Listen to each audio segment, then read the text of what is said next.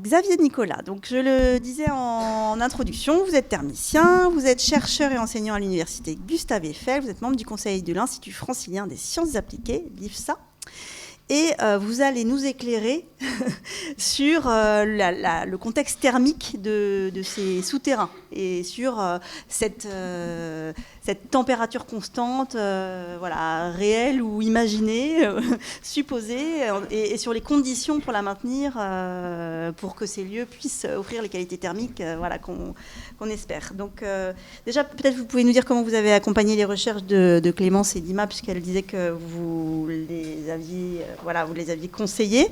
Et puis ensuite, on en vient au vif du sujet et vous nous parlez des sous-sols. D'accord, très bien. Je vous remercie de m'accueillir. Donc voilà, j'ai été sollicité par Clémence et Ima pour essayer de comprendre comment évoluait la température dans les sous-sols parisiens, enfin dans les sous-sols de manière générale en fait. Je vais vous refaire la présentation que je leur ai faite. Puisque je me suis rendu compte que c'était pas forcément évident pour tout le monde de comprendre ce qui se passait du point de vue thermique dans les sous-sols. Les thermiciens connaissent bien ça, le grand public peut-être pas trop. Alors tout d'abord, je voulais revenir sur les 14 degrés Celsius du titre du projet de Clémence et Ima. Donc ici, vous avez un graphe qui présente depuis 1900 jusqu'à 2020, qui présente l'évolution de la température moyenne chaque année. Chaque barre ici, c'est la température moyenne de chaque année. Alors, je ne sais pas si vous le lisez. Donc, en fait, la référence est 11,7 degrés. Et on voit que depuis 1900, depuis 1900 jusqu'à 1990, la température moyenne de l'air, donc à Paris, est aux alentours de 11,7 degrés, avec des pics par moment, donc plus froid ou plus chaud. Donc des températures qui peuvent monter en moyenne jusqu'à 12,5 degrés ou descendre à 10,5. Et puis à partir de 1990, les températures moyennes augmentent. On voit qu'ici, on n'a que des barres rouges. Et donc actuellement, on a des pics de température au-delà de 13 degrés et demi. Et la courbe qui est là, c'est la moyenne des températures sur 10 ans. C'est-à-dire que le dernier point qui est présenté là, il est centré autour de 2017. Enfin, il s'est centré sur 11 ans, donc de 2012 à 2022. Et donc, en 2017, la moyenne des températures, c'est 13,4 degrés. Voilà. Ça, c'est la température moyenne de l'air annuel. Et voilà. Et ici, vous avez donc c'est des résultats bien connus. Maintenant, c'est assez popularisé. Vous avez l'évolution des températures moyennes annuelles, donc sur différents scénarios en fonction du taux d'émission de gaz à effet de serre. Donc avec les scénarios au-delà de 2020, au-delà de la période actuelle finalement, avec des scénarios de basse émissivité, d'émissivité moyenne en gaz émis dans l'atmosphère, et puis un scénario avec des émissions plus fortes. Et on voit qu'en 2050, la température moyenne sera 14 degrés. Voilà, donc ça c'est ce qui a justifié le titre de l'exposition d'Ima et Clémence. Alors maintenant, comment évolue la température dans le sol? Alors ici, j'utilise un modèle pour l'expliquer, un modèle très simple qui s'appelle un modèle de milieu semi-infini. La Terre, c'est un milieu semi-infini. Vous avez une surface et puis un milieu qu'on peut considérer infini selon la profondeur. Au niveau du sol, on peut considérer qu'au cours d'une année, ici vous avez l'évolution sur une année de la température. Donc en ordonnée de la température, vous avez une évolution donc avec un minimum en plein hiver, donc ici au 1er février. Actuellement, on peut considérer que la température moyenne en hiver, c'est 5 degrés. Et puis en été, en août, on monte à 20... Pardon, ça c'est la projection en 2050. Donc on sera à peu près à 5 degrés de moyenne en hiver et à 23 degrés de moyenne en été. Ici, c'est la température en surface. Voilà. Alors, cette température en surface, elle paraît très... par exemple, en plein été, 23 degrés, ça paraît faible quand on envisage des températures à 40 ou 50 degrés. En fait, le sol, à la surface, il y a un cycle de température circadien, journalier, où on peut avoir des pics de température envisagés à Paris, peut-être à 40 degrés en 2050, et donc des variations qui, pour le sol, sont des variations de très haute fréquence. Et ces variations, elles sont complètement atténuées. En fait, le sol, c'est un thermostat gigantesque, donc où la température est constante, et les fluctuations de surface sur une journée, elles sont complètement amorties. C'est-à-dire, on peut les négliger dans la propagation de la chaleur dans le sol. En revanche, la variation annuelle, le cycle annuel de température, lui, donc à la surface, va se ressentir dans le sol, va se propager dans le sol. Et donc ici, je présente le profil de température à la surface en x égale 0. Et puis voilà le profil de température qui est perçu à 6 mètres de profondeur en pointillé bleu. Et en pointillé rouge, c'est le profil de température à 10 mètres de profondeur. Donc on voit qu'à 6 mètres de profondeur, l'amplitude de variation de température qui est à la surface n'est ressentie que sur 2 degrés. Les oscillations de température ont lieu autour de la température moyenne en surface, qui est 14 degrés en 2050. Et à 6 mètres de profondeur, il n'y a plus que 2 degrés de variation de température. Et à 10 mètres de profondeur, on perçoit quasiment plus rien. On perçoit plus ces variations de température. Donc c'est ce qui est représenté ici. Donc le modèle permet d'estimer l'évolution de la température tout au long de l'année. Donc vous avez ici en bleu foncé l'évolution de la température en fonction de la profondeur. Donc en hiver, à la surface, il fait 5 degrés. Et puis plus on s'enfonce, plus la température va tendre vers la température moyenne annuelle, donc qui est centrée autour de 14 degrés. En plein été, il va faire en moyenne 23 degrés en surface, et la température, quand on s'enfonce dans le sol, atteint 14 degrés.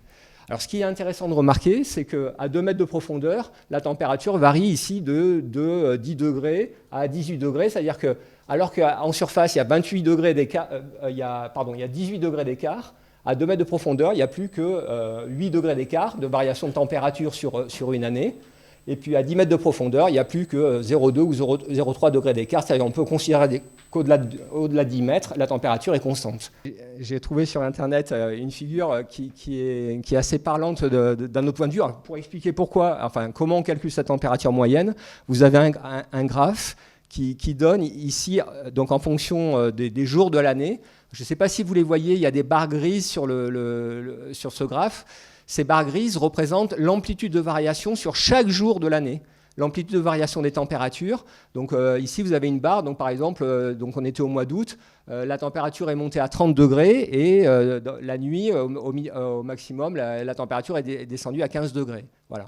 Donc vous avez sur toute l'année 2023 l'amplitude de variation des températures sur chaque journée. Ici, vous avez une courbe rouge qui va indiquer la moyenne des températures maximales chaque jour. C'est-à-dire que c'est la moyenne de 1980 à 2016. Donc ça fait 37 ans. Sur 37 années, on a fait la moyenne des températures max chaque journée et on obtient cette courbe rouge. Et ici, en bleu, vous avez la moyenne des températures minimales chaque jour sur 37 années. Voilà. Et donc, les bandes ici indiquent la distribution de ces températures-là. Donc ici, c'est 80% des températures qui sont dans la bande supérieure ici. Et on voit qu'en 2023, on dépasse largement les moyennes des températures max de 1980 à 2016. Voilà. Donc cette courbe rouge des températures max de chaque journée, elle est reportée sur ce graphe ici, et la température min est reportée sur ce graphe-là. Voilà. Et donc la courbe magenta, la courbe médiane, en fait, c'est la température moyenne de chaque jour sur plusieurs années, sur une trentaine d'années. Voilà. Donc la température qui est utilisée, dans le modèle précédent ici, c'est la courbe magenta du graphe que je viens de vous présenter, donc qui représente la température moyenne de chaque journée. Comment va-t-on exploiter la température dans le sol ? Donc on voit que la température est autour de 14 degrés. Donc en été, quand il va faire des pics de température, on a tout intérêt à se protéger. Donc effectivement à descendre en profondeur pour récupérer cette température moyenne annuelle, donc qui sera beaucoup plus fraîche que les pics de température connus, que les pics de température en été. Et donc comment on en profite ? Donc je pense qu'il y a beaucoup de personnes qui connaissent ces systèmes-là. On peut profiter de la température basse dans le sol, soit en utilisant des puits canadiens ou des puits provençaux. C'est des systèmes qui consistent pour renouveler l'air dans des habitations, à construire un échangeur thermique dans le sol finalement, faire passer l'air qui va pénétrer dans l'habitation en le faisant circuler dans le sol, donc par des canalisations qui peuvent faire 30 à 50 mètres de long.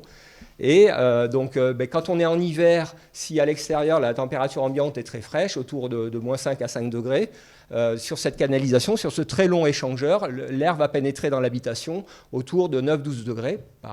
Donc là, c'est le système de puits canadien. Hein, en faisant passer l'air dans le sol, donc aux alentours de 2 mètres de profondeur, on est à peu près à 12 degrés de moyenne. On récupère, on fait rentrer dans l'habitation de l'air beaucoup plus chaud que l'air extérieur. Voilà, donc on a une consommation énergétique qui est moindre. Et bien sûr, le système peut s'inverser, donc pour les systèmes de puits provençaux. Hein, quand à l'extérieur, la température est très élevée, on utilise ce système d'échangeur pour refroidir l'air extérieur avant de le faire pénétrer dans l'habitation. Donc ça, ce sont les systèmes connus actuellement. Et ce que je voulais présenter, donc ce sont des systèmes très anciens, puisque en Iran, il y a des systèmes qu'on appelle des badgir. Alors, c'est des choses qui sont connues par les architectes. Hein. Ici, je présente les résultats. Je me suis appuyé pour cette diapo-là sur une thèse d'un étudiant de l'école d'architecture de Malaquais. Donc, c'est Roland Degan Kamaraghi, j'espère que je le prononce bien, voilà, qui a fait une thèse sur les badgirs. Donc, ce sont des anciennes habitations qui sont très présentes en Iran. Donc, ici, vous avez une photo des toits de la ville de Yazd, qui est en plein centre de l'Iran, dans une zone désertique, où la température varie annuellement entre 40 et... il peut y avoir des pics en été à 50 degrés. Et il y a ces habitations, ces habitations présentent des tours avant en français. Donc badgir, c'est littéralement en persan, c'est des capteurs de vent. Donc ces tours sont ouvertes au vent dominant. Ce sont des tours par lesquelles les vents dominants vont pénétrer d'un côté de la tour, rentrer dans l'habitation, puisque chaque tour ici est partitionnée. Il y a un système en croix qu'on voit peut-être mieux ici. Voilà. La tour est partitionnée en différents canaux. Les vents dominants pénètrent dans l'habitation par certains des canaux de la tour et ressortent de l'autre côté, et donc génèrent dans l'habitation une circulation d'air avec une vitesse non nulle. Et en fait, vous avez comme un système Venturi, c'est-à-dire que quand il y a circulation d'air, il y a une dépression dans la pièce. Donc il y a une pression qui est plus faible, qui va avoir tendance à attirer de l'air dans la pièce. Et ces maisons-là, certaines des maisons sont construites sur des canaux. Les canaux, ce sont des rigoles qui transportent l'eau depuis des montagnes qui peuvent venir d'assez loin. Donc dans laquelle l'air est relativement frais, parce que il y a des ouvertures de ces canaux à l'air ambiant, mais il y a de l'évaporation qui est provoquée dans ces canaux en sous-sol. L'air est relativement frais, et à cause de la circulation générée par le courant d'air des badgirs, il y a une aspiration de cet air dans les maisons. Hein, donc monsieur Dagan Kamaraghi là signale que dans ces maisons, alors les pièces inférieures peuvent être enterrées relativement bas, et il témoigne du fait que dans certaines maisons il fait 16 degrés, alors qu'à l'extérieur la température peut monter dans cette région-là entre 40 et voire des pics à 50 degrés. Voilà. Alors ça, c'est le cas exceptionnel. En fait, dans les mesures qu'il fait, il faut quand même être précis. Donc, il fait des mesures sur une maison en particulier. Il fait 36 ou 37 degrés à l'extérieur, et il fait 28 degrés dans la pièce intérieure. Donc, ce sont des systèmes très anciens. Tous les badgirs ne sont pas construits forcément au-dessus de Cana, mais très souvent, s'il n'y a pas de Cana, en bas du badgir, il y a une fontaine ou un bassin, pour lequel l'air va venir circuler à la surface de l'eau, et évaporer de l'eau et permettre un refroidissement plus efficace de l'air dans la pièce. Voilà. Voilà ce que je voulais vous présenter. Merci. Voilà. Gardez votre micro, j'ai plein de questions. Oui. Merci beaucoup pour cet éclairage-là spécifique, puisqu'on vous avait demandé ce que vous pensiez de justement, vous avez vu dans le projet qui vous a été présenté en introduction, la percée, un dispositif inspiré de systèmes vernaculaires, là, ce que les étudiants ont appelé les frigos du désert. Et donc, on vous a demandé de réagir à la faisabilité de ce type de dispositif. Et voilà, c'est peut-être une illustration de dispositifs similaires, proches, qui peuvent voilà, être inspirants pour des choses à imaginer sur nos territoires. Voilà. Alors, en fait, à la fois pour le projet de la percée et pour le projet de Ima et Clémence, ce qu'il faut avoir en tête, c'est que le sol est frais du moment qu'on ne l'ouvre pas à la circulation de l'air. Voilà, si on ouvre ces systèmes-là à la circulation de l'air, on va les réchauffer ou les refroidir. Alors, dans les vidéos de Ima et Clémence qui ont été faites en hiver, en plein hiver, il y a des moments où les températures sont à 8-9 degrés. Pourquoi elles sont à 8-9 degrés et pas à 14 degrés? Parce que, en fait, c'est l'air qui est froid dans certaines des installations qu'elles ont filmées. Voilà. Et en été, ça serait le contraire. Donc, ça serait des zones beaucoup plus chaudes.